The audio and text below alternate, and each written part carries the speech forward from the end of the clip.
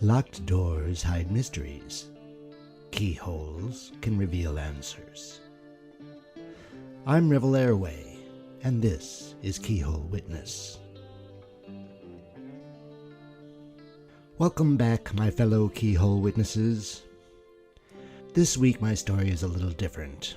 The mystery everyone knows about was solved, but within that mystery there was another, more complex human mystery that has hardly been talked about, resides mainly in the testimony of the main character during FBI interrogations.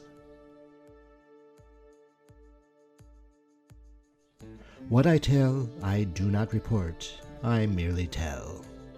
So, please enjoy Conman.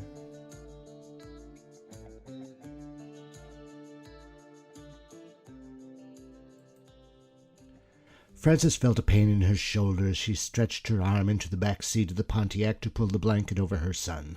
He'd kicked it off in his sleep, and she didn't want him getting a chill this early in the road trip.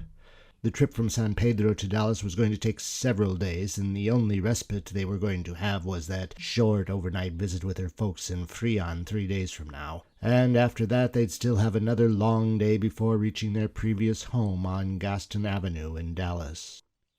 Frances rubbed the tendons between her jawbone and shoulder as she settled back into her position on the bench seat.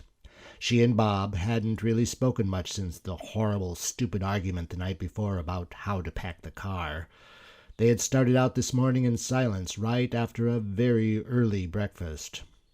Bob was a generally even-spoken, even-tempered guy, but Frances had a tongue that could be sharp, and she knew she would have to hold it just to keep the kids calm and the trip pleasant, though she didn't find the trip pleasant at all. It all started back in March last year. Bob got arrested for providing home-cooked naturopathic medicines, a mixture Frances just called gook, to sell to abortion doctors. With that stain on their reputation in Dallas, Bob had decided to move the family out to California, get a fresh start somewhere else. Yet that fresh start seemed to mean Bob getting arrested again in L.A. just a month after they got there for the same offense. Neither arrest seemed to worry him too much, but Frances had been having headaches for months just from the stress of keeping his 2 arrests a secret from her family. Thank God the kids were still babies. Moving out to California, though, had meant they'd have to do something about the house in Dallas. The answer had seemed to be renting it out. It was a nice house, 2-story, a garage with an apartment already rented out to that nice man, Peter Kellum. They'd found a professional woman, Lucille Longhenry, seemed to be just the right person. She was a nurse and wanted to set up a small residence for 5 or 6 elderly people in the home. Both Frances and Bob thought this appropriate. Bob was a doctor in naturopathy, and Frances had worked from that house as a hypnotherapist for people with nervous conditions. Longhenry signed a lease in May and moved in June, right after Bob and Frances and the babies moved out to California. Well, the idea for the old folk home had seemed pretty clever, but Longhenry hadn't bothered to do her homework before she signed the lease with Bob and Frances. Turns out that city's zoning regulations wouldn't allow her to set up that kind of service in this residential district. Because Longhenry couldn't open her business, she suddenly found that she was short on the rent. She got behind in August, and by September Bob had to head back to Dallas to find out what the story was and what kind of solution could be had. Again, Bob was a very even-spoken kind of guy, very understanding and nice. Everyone said so he didn't plan on meeting with Lucille to give her a hard time. No, he wanted to help her out the best he could. While visiting with her, he kind of pushed her towards just bringing in some old folk and not telling the city anything about it. Bob and Frances had worked from the house, had never even checked on zoning, and had never had any problems. Longhenry didn't like that idea at all. First, she was sure there'd be problems with the insurance. These were old people who were most likely going to die under her care just from old age. There were too many things that could go wrong. But Bob was persuasive. He persuaded her to sign the lease, even though she had her doubts back in May. She'd later tell people she felt he'd hypnotized her into signing, and she was getting impatient with him telling her now, with that smooth, sweet voice, that she could just ignore zoning and set up a clandestine nursing home business. Long Henry didn't let herself be hypnotized again, though. Bob ended up just doing some business errands between meetings with her, tying up loose ends from his earlier business in Dallas, collecting some stuff he had lent to other doctors, making some contacts, buying himself a life insurance policy for $100,000. You know, just stuff he'd left undone when he'd moved to California back in June. Frances was truly upset and more than a little impatient with this Long Henry mess. It was true that both she and Bob had gleefully ignored zoning regulations when practicing their professions in the house, especially her. They'd turned one of the upstairs bedrooms into a kind of office for her. Frances blamed Bob for the problems with Long Henry, figured Bob hadn't had the power she had in hypnotizing people. He'd read all the same books as she had, but she always knew that she was better at it. Bob was a smooth talker, but not always the sharpest pencil in the shirt pocket. So Frances wasn't really surprised when Pete, the guy who rented their garage apartment, called them in late October to tell them that Long Henry had up and moved out. That was a problem. That rent payment was meant to pay both the mortgage on their new house in California and the remortgage they'd taken out on the Gaston Avenue house in order to finance that move to California. Bob had to fly back to Dallas to try to do something about the house, ended up taking out a mortgage loan on it, turned that into $11,000 worth of cashier checks, and came back to California to get his family to bring them all back to Dallas to stay until he managed to sell the place. Frances was angry with Bob for insisting she make this trip with him to Texas. They hadn't begun working in California yet, either of them, and Dallas was Texas, was home for Frances. She didn't mind the visit, but it just seemed to be bad timing in the scheme of things. Bob had told her it would be just a few days, 2 weeks max, so she finally agreed to the long road trip. She turned to Bob and told him that she was going to take a nap while the kids slept. She curled up facing the passenger door and laid her head on the back of the seat. Bob laid his right hand on her shoulder for a moment, then put it back on the steering wheel. He'd always been a two-hands-on-the-wheel driver. It was safer that way. The sale of the house wasn't going as well as Bob thought it would. He'd been at it since Monday and wasn't getting anywhere. Frances could see this. They couldn't stay here at Gaston Avenue. Long Henry had bought most of the furniture from Bob and Frances when she signed the lease and had taken it with her. There were beds and a couple of chairs, but the house was pretty empty and very uncomfortable. A neighbor friend had brought over a bassinet for the babies and a crib. Someone else had lent them some plates and pans for the kitchen, but Frances knew they couldn't stay here long. Plus, they were trying to get established in San Pedro, for heaven's sake. Then on Wednesday, Bob comes at her with another trip to Tampa. What trip to Tampa? Frances asks him.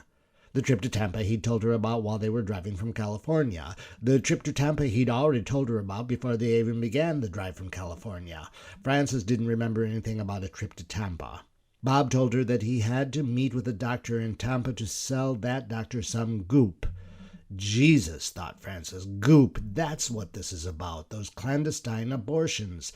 That's what got him in trouble last March here in Dallas. That's what got him in trouble in L.A. just this past July. Frances was getting ready to nag Bob again. This whole abortion thing was not only illegal, it was not ethical, it was not moral, it was wrong, and it was embarrassing that he'd now been arrested twice. He needed to find something better to do with his life. But Bob cut her off before she got started on that nag, told her that he was also going to meet with Al Taylor, his best friend from the old days, the guy who'd been Bob's best man when he'd married Frances back in 1950. Well, Al wasn't doing so well. The divorce from Alice, his estranged adult son, in that accident he'd had a few years ago, Al was in a lot of pain and needed some support and plain old friendship. Frances wasn't having much of this explanation for the Tampa trip either. Al was a complainer, just sat around bitching about how down he was on his luck all the time, always trying to convince Bob to do some dirty business here or there that wasn't in Bob's interest. And Al's ex, Alice, was just not a very nice woman. Frances didn't know her well, but was sure she didn't like her at all. Bob got Frances to calm down by telling her that he mainly wanted to see Al because Al owed him some money. Bob was going to collect. Well, if it's money... Bob didn't wake Francis that next morning. He'd gotten a cab to take him to the airport. The plane left at 6 a.m. He didn't want to bother her or wake the kids. When Frances did get up that morning, she wasn't bothered at all. She'd spoken to him yesterday, knew he'd only be gone until next Monday. Once again, she told herself that it was only going to be a few days. Bob spent Friday morning running around trying to meet with doctors he knew in Tampa. It was hot and humid in Florida, despite being mid-November, and Bob cursed himself for not having brought more appropriate clothing. He called his friend Al, but the guy was out to lunch. Maybe tomorrow. After having a lunch himself, which he only ate because it was lunchtime, Bob sat down and wrote a letter to Frances. He didn't have much to say, mainly outlined what he'd been able to get done that morning, which wasn't much either. He missed his wife, though, and told her so. Friday night, Bob and Al had dinner together, and Al did most of the talking, or that's what Bob would tell Frances in a phone call the next day. Alice, Al's ex, is soaking Al $100 a month to stay at her place, plus another $130 for Alan Jr. to stay there. The woman thinks the men in her life are only there to provide her with an income. Business is down where Al works, lower commissions, so Al is thinking about ditching the whole thing, the wife, the son, the job, escape to Europe. It seemed to Bob that Al had made up his mind, and Al looked a little more optimistic than was his character.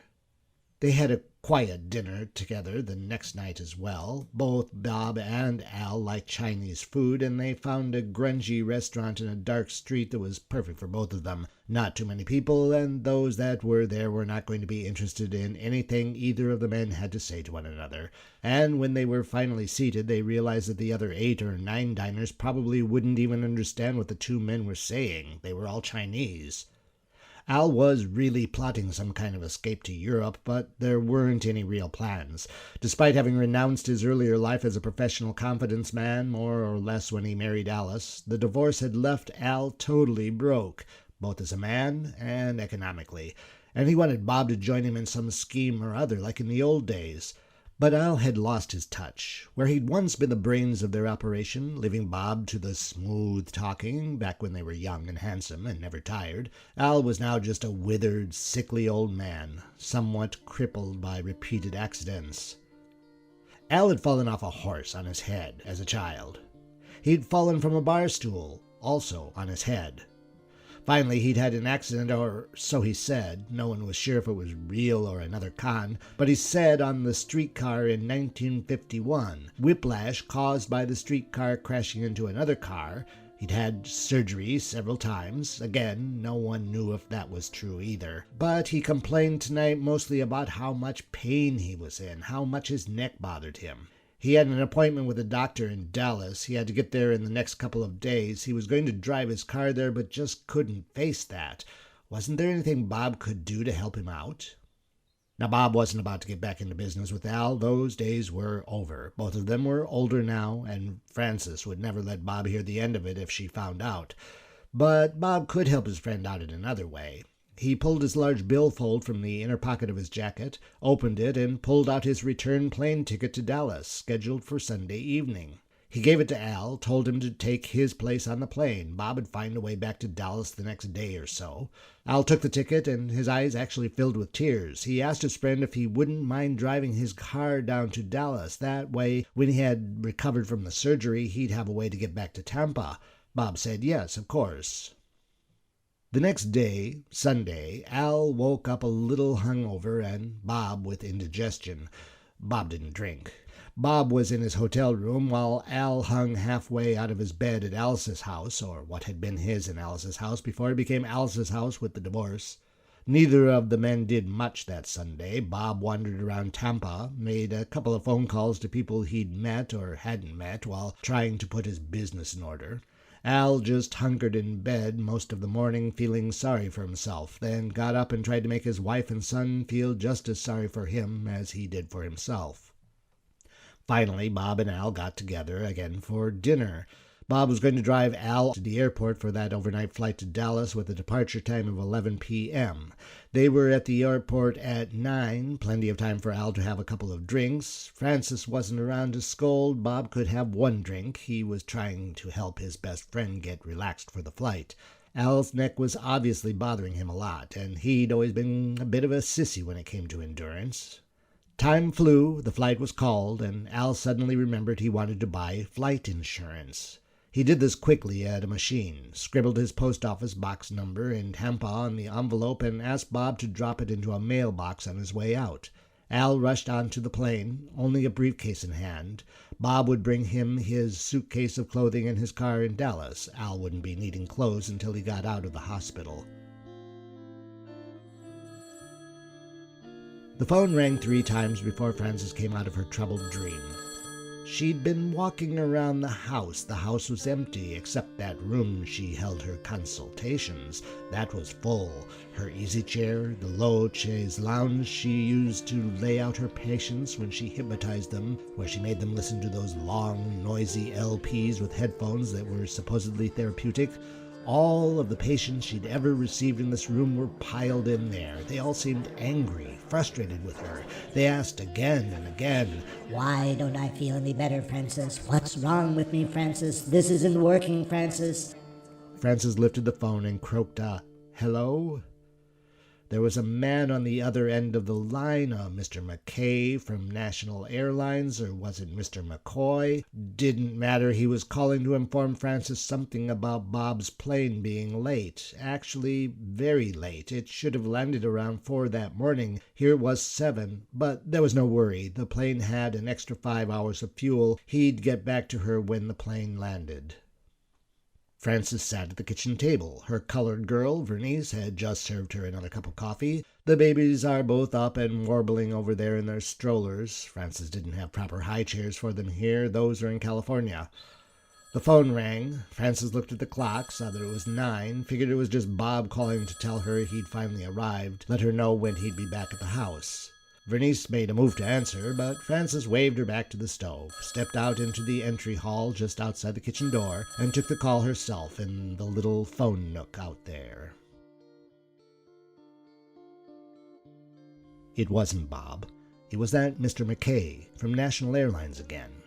He was saying something about floating wreckage, something about bodies, something about the plane had gone down in the Gulf. Frances wasn't sure of all he said. He was just saying something after something. She slowly sat in the straight-back chair beside the little telephone table in the telephone nook. She slowly placed the receiver of the phone back into its cradle. At 11, she was still sitting at the kitchen table, still in a state of shock. She'd managed to call her parents and tell them. The entire family was driving to Dallas on Tuesday to stay with her. The mail had come. There were 3 envelopes addressed to the Gaston Avenue address in the middle of the kitchen table before her. The handwriting was Bob's. Frances wasn't ready to open those yet. She was listening to the radio, the top of the hour. The report came through. The local station confirmed her anxiety. Local man, Dr. Bob Spears, had been on that flight, National 967, Tampa to Dallas, with stopover in New Orleans. The flight had gone down in the early hours of Monday morning. There were no survivors. Frances got a call Tuesday night. A man's voice. Frances didn't immediately make any connection when the man said he was Alan Taylor, Jr.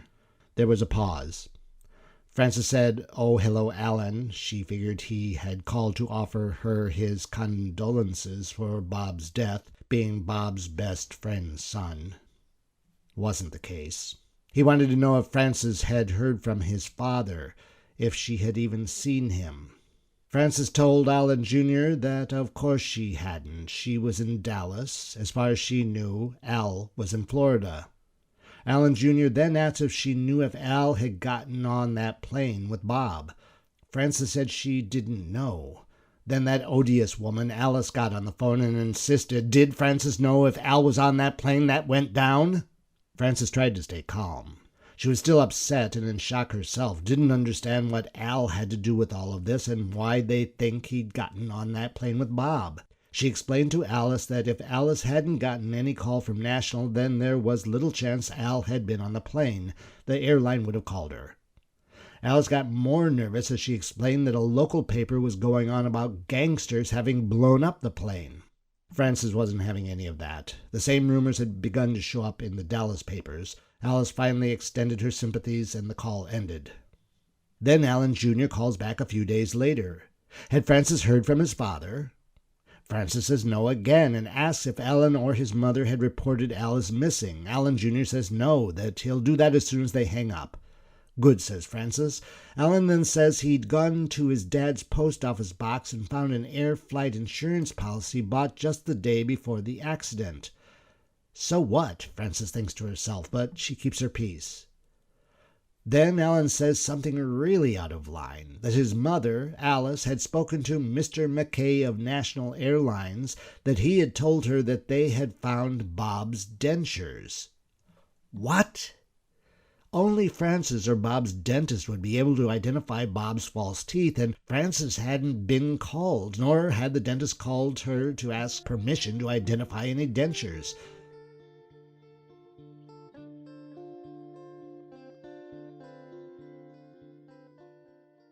By January of 1960, Frances was actually beginning to see a bit of light ahead of her. There was no longer anything for Frances in California. Her family was in Texas, and she was in Texas, and she decided to stay in Texas, in the Gaston Avenue house. Once the estate and insurance matters were resolved, she would move her stuff back from California to Dallas. She would raise those 2 babies here in Dallas, where she'd spent the best years of her marriage to Bob. It was Thursday night. It had been cold all week, but today was pretty fair, and the weather outlook was for even better temperatures for the weekend. Frances was sitting in the living room, wishing they hadn't sold the television to that Lucille Longhart, ungrateful bitch. She was flipping through a magazine when the doorbell rang. The new colored girl, Catherine, who had just begun working for Frances today, kind of wandered over to the front door and opened it. Frances couldn't hear the conversation, but didn't really pay much attention. That's what she had a colored girl for anyway. She heard the front door close, and Catherine came and stood in the living room entrance with her hands on her hips and announced that a Dr. William Turska was at the door. Frances thought for just a moment, then remembered who he was and went to the front door to let him in. Frances wasn't particularly surprised by Turska's visit. He'd written her about a month earlier, condolences and an interest of driving out from Arizona to Texas to purchase some of Bob's medical equipment. Turska seemed to suddenly realize that he was carrying a bag of oranges. He made an offering gesture with the bag, and Frances called Catherine to come and take them to the kitchen and thanked Turska for the kind gift. She then invited him to accompany her as she dressed the 2 babies and put them to bed. They chatted, and Frances remembered that Turska had mentioned in that letter a month ago of having received a letter from Bob, written while Bob was in Tampa.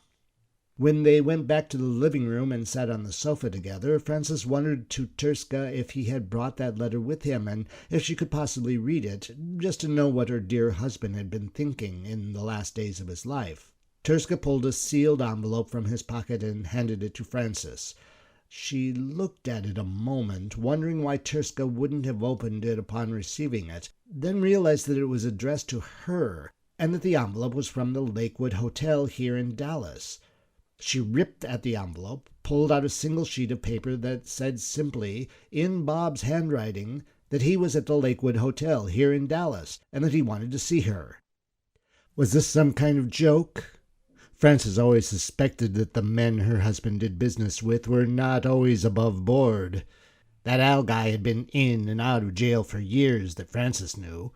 This guy suddenly seemed kind of creepy. He was a doctor colleague of Bob's, but Frances also knew that Bob calling himself a doctor was somewhat a stretch. Why, she herself went around claiming hypnotherapy chops that came mainly from a bunch of books she'd read. Frances didn't feel comfortable with this whole situation. But Turska bluntly told Frances that the only way she'd know if Bob was actually alive was to accompany him, Turska, to the Lakewood Hotel and see for herself. Frances went into defense mode. Bob was dead, or was supposed to be dead. She'd never met Turska, though Bob had mentioned him from time to time, probably one of Bob's gook customers, that is, an abortionist. Catherine had just started working today. Frances wasn't ready to leave her babies with this woman, but what could she do? She called Catherine into the living room, told her that Dr. Turska hadn't had dinner and that she would be accompanying him to a restaurant.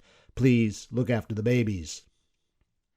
And as they were walking out the front door, Turska suddenly informs Frances that he came by cab, had left his car at the hotel. She would have to drive him there for this meeting. Jesus, this smelled bad. If it wasn't for her surety that the handwriting on that paper was Bob's.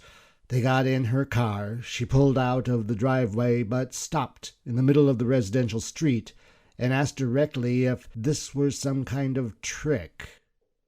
Turska assured her it wasn't, and she told him it better not be, by God. Then asked him when he and Bob had met. Turska told her that Bob had practically showed up on his doorstep on the 27th of December. Frances didn't want to park her car in sight around the hotel. If it were true that Bob was alive, it wouldn't be good if anyone could say she had been there. But after driving around a bit, she went with the what will be attitude and parked directly in front of the hotel. Tursa took her to room 26 and knocked on the door. A quiet moment ensued. Frances heard the heavy steps approach the door. The door opened, and there was her dead husband, Dr. Bob Spears.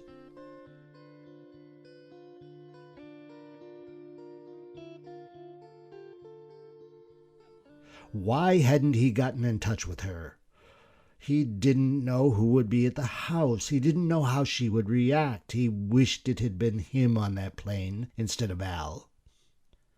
Where in the hell had he been for these past 2 months? He didn't know. He just woke up in Benson, Arizona, and Turska had picked him up and housed him at his ranch. And now, since that plane had crashed, since everyone thought he was dead, something could be done to make sure Frances and the babies were taken care of. The life insurance.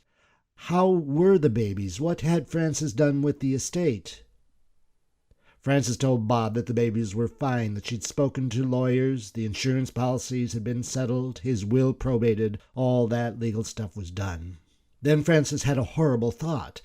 Had he done anything to the plane? Those rumors about a bomb. The accident was still considered suspicious, unknown causes. Did he do something to make the plane go down just so he could collect the insurance? Bob said he didn't know anything about that. He hadn't done anything to the plane. She worried now that he was alive. How were they going to undo all that red tape she'd worked so hard to do up? She thought they should call Mr. Tesmer, Bob's lawyer, the man who'd helped her from the outset. He'd know what to do. She had his number in her purse. They could call him right now from the phone in his room. Bob stood and walked around behind Frances and put both his hands on her shoulders, pressed down slightly. He asked her to think carefully about making a call to Tesmer. He wanted her to not do anything impulsively. They could talk about what to do next, the next time they saw each other. That inflamed Frances. She vigorously shrugged his hands from her shoulders and stood and started the nag. She'd been trying to get him to start walking the straight and narrow, and he just kept on doing the wrong thing. And this was a big fat wrong thing, pretending he was dead just so she could keep the insurance money. What's more, from a policy he'd bought just a couple of months before he died. It just looked suspicious, and she wasn't going to let him do this to her or the babies. Bob didn't see how he could get out of this mess now. It had been nearly 2 months since the accident. No one would believe his story. Truth is, Frances didn't believe his story. Who could believe he just woke up across the country with no memory of how he got there and what had happened between Tampa, Florida and Benson, Arizona? This conversation was going nowhere. Bob said it had been a mistake to let her know he was still alive, and Frances agreed. She collected her purse and moved to leave the room. She crossed with Turska in the hallway, but didn't even say goodbye, just stepped out the front door of the hotel, got in her car, and drove home. The next day, Friday, Frances took her son to the barber shop for a haircut and stopped at the grocery to buy things for lunch. While at the grocery, she called Turska at the hotel, and he met her, and they went back and forth about Bob's plans, which neither of them knew at all. When Frances got home, the regular colored girl, Vernice, told her that a man had called who sounded just like Dr. Spears. Frances had to think on her feet. She tried to confuse Vernice by suggesting other possible callers, but Vernice, who had worked for Frances for years, was pretty sure she heard Bob's voice, and, to tell the truth, she was kind of freaked out about it. Frances met Bob again that evening. Plans were made for Turska to pick up a bunch of Bob's stuff on Saturday, those therapeutic phonograph sound records and playback equipment she had used in her hypnotherapy sessions, a bunch of leather Bob had used to make wallets, some files, medical instruments, clothes, homemade surgery aprons Bob sold to abortion doctors. Frances helped Turska load the boxes into the trunk of his car and saw a cardboard box, sealed, with the word explosives marked across the top. She thought of the rumors about gangsters and the plane going down without explanation. What was Turska doing with explosives? Turska told her that it was for prospecting on his ranch in Arizona. Monday, Frances had another meeting with Bob. The insurance company was asking for further proof of his death. The affidavit provided in December by National Airlines wasn't enough for them, though Frances couldn't imagine what document would be enough. There wasn't any body. Fish had taken care of that. And the body wasn't even Bob's anyway, so did it matter? Bob didn't pay attention about the insurance company. He only wanted to talk about fixing a way for him and Frances to keep in touch over the future. Frances didn't see how. She told him he was crazy if he thought he'd get away with this plan. She was angry he was putting her and the babies in this position. Yet she said she felt trapped. Oh, yes, Frances stopped as she left. There were explosives in Turska's trunk. Did Bob know anything about those? Same story, prospecting on the ranch. That's fine, then. They parted with Frances telling Bob about Vernice's suspicions and prohibiting him from ever calling her at the house again. Frances felt cornered. She felt like she was in on the insurance con. She felt like she was the con woman now, and why not? Hadn't the whole hypnotherapy thing been a con? She'd spent a couple of years taking patients, hypnotizing them, making them listen to those stupid LPs. She knew a lot of those patients were unhappy with the results. This isn't working, Frances. What about her tax-free organization, the Society for Moral and Spiritual Elevation, that stood as a foundation for those hypnotherapy treatments? Would that come back to haunt her when it was discovered that she knew that Bob was alive? All that would become moot when she met Agent Pinkston from the FBI on January 18, 1960. Frances would actually begin to feel a sense of relief as she answered questions in that little room with the 3 chairs and the dull table and the large mirror on one wall.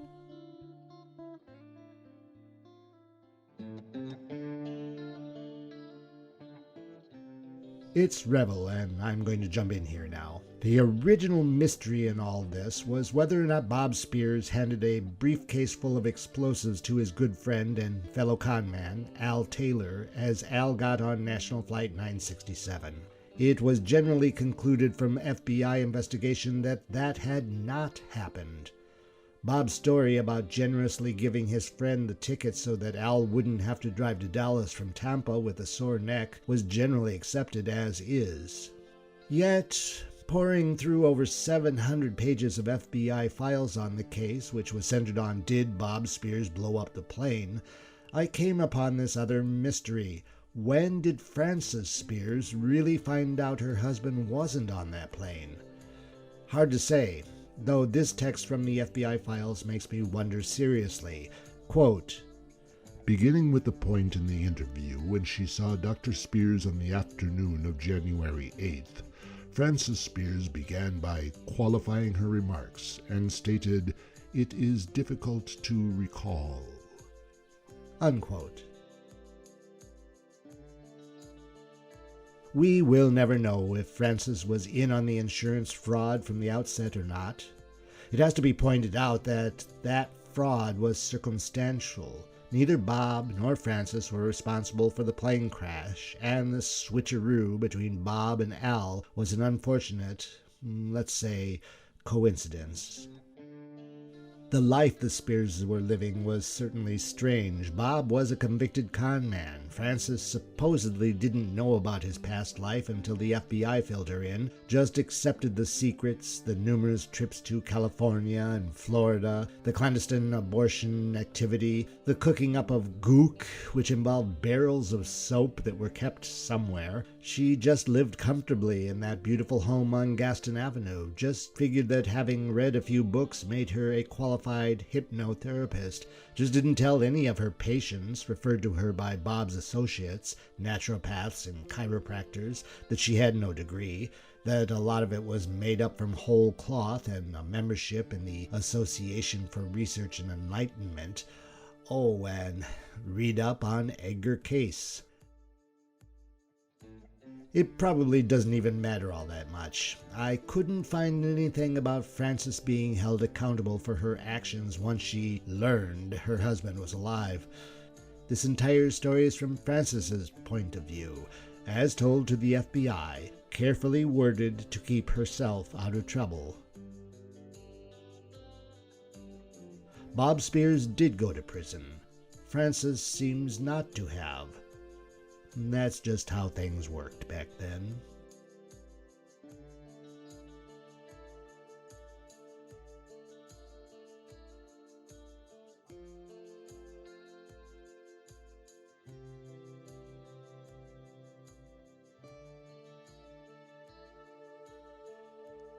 You're listening to Radio Revel. Listen, like, subscribe, and share.